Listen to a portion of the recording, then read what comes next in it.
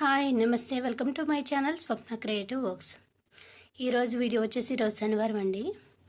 నేను ప్రతి శనివారం ఇలా వెంకటేశ్వర స్వామికి పిండి దీపం పెట్టి పూజ చేసుకుంటాను. అయితే 7 వారాలు అయిపోయినాయి అని చెప్పి 8వ వారం కదా అని చెప్పి ఇలా 7 దీపాలు పెట్టేసుకొని ఈ పూజ అయితే చేస్తున్నాను. స్వామికి ఎంతో ఇష్టమైన తులసిమాల వేస్తానండి ప్రతి వారం కూడా నేను వేసేసి పూజ చేసేసి ఇట్లా 7 దీపాల్లో ఒక్కో దీపంలో 7 ఒత్తులు చొప్పున వేసి పూజ చేసుకుంటాను. నైవేద్యం వచ్చేసి స్వామికి పులిహార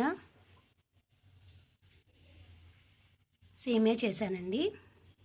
సేమియా వచ్చి బెల్లంతో చేసి నైవేద్యంగా పెడుతున్నాను. ఈ నైవేద్యం ప్రాసెస్ అనేది స్టార్ట్ చేసేద్దాం. ముందుగా అన్నం ఉడకబెట్టేసి రైస్ ఇలా ఉడకబెట్టి మొత్తం చల్లారేలాగా ఒక ఖాళీ గిన్నెలో పోసి ఫ్యాన్ కింద ఆరబెట్టాను. ఈలోపు మనం తాలింపు అన్నీ రెడీ చేసుకుందాం. సరే, పులిహార తాలింపుకి తాలింపు సరుకులు శనగగింజలు, ఎండుమిర్చి, కరివేపాకు, నేను 4 పచ్చిమిరపకాయలు కూడా తీసుకున్నాను. పులిహార టేస్ట్ బాగుంటుందని. సో నేను ఇందులో ఇంగు వేస్తే బాగుంటుందని నచ్చేసి ఇంగు తీసుకున్నాను. తాలింపులో ఇంగు వేస్తే పులిహోర టేస్ట్ అనేది బాగుంటుందని.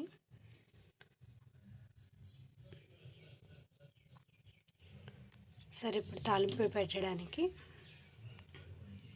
స్టవ్ ఆన్ చేసేసి ఒక గిన్నె పెడదాం. ఈ పులిహోరతో పాటు సేమియా కూడా చేద్దామని చెప్పి 2 ప్రసాదంగా సేమియా చేద్దామని చెప్పి సేమియాకి పాలు పొయ్యి మీద పెట్టాను. దీంట్లో కానీ ఒక చిన్న గ్లాస్ సగ్గుబియ్యం ఒక 3 గంటల ముందు నానబెట్టాను. ఈ సగ్గుబియ్యం కూడా ఈ పాలలో వేసేద్దాం. ఇలా వాటర్ లేకుండా వేసేసి ఉడకబెట్టాలి.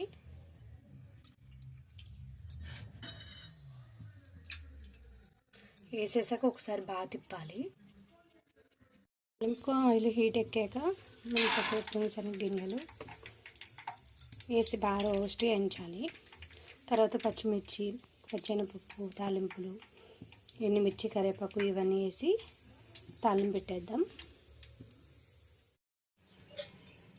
మనం వేసిన తాలింపు ఈ రైస్లో వేసేసి ఇలా బాగా కలిపేసుకోవాలి. కలుపుకున్నాక ఇందులో పులుపు కోసం నేనైతే లెమన్స్ వాడుతున్నానండి.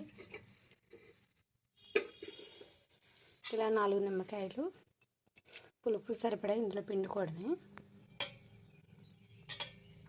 నేనైతే 4 నిమ్మకాయలు పిండుతున్నాను. మీరు పులుపు చూసి పిండుకోండి. పులిహోర అయితే రెడీ అయిపోయిందండి. ఇంకా సేమియా కూడా రెడీ అయిపోతే పిండి దీపాలు రెడీ చేసేసి దేవుడికి నైవేద్యం పెట్టడమే ఉంది. ఇక్కడ సేమియా కూడా రెడీ అయిపోయింది. నేను ఇది బెల్లంతో కాసాను. సో ఇలా సేమియా అయితే రెడీ అయిపోయింది. ఇంకా పిండి దీపాలు కూడా రెడీ చేసేసి నైవేద్యం పెట్టేసుకుందాం. పిండి దీపాల కోసం కొంచెం బెల్లం, వరిపిండి, ఆవుపాలు, ఈ బెల్లం వరిపిండి కలిపేసి ఆవుపాలతో గట్టిగా చపాతీ పిండిలా కలుపుకోవాలి.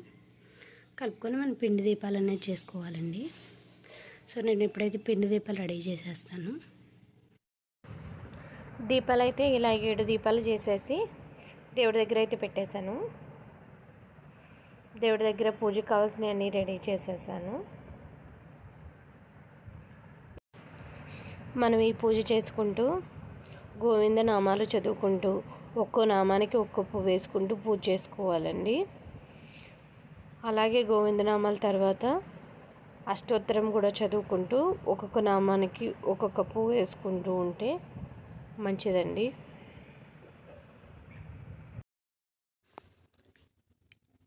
ఇలా అయితే నా పూజ అయితే complete చేసేసుకున్నానండి.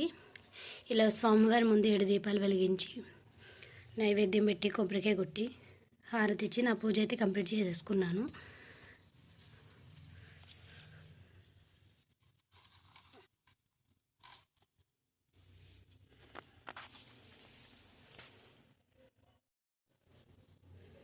Please subscribe to my channel. Thanks for watching.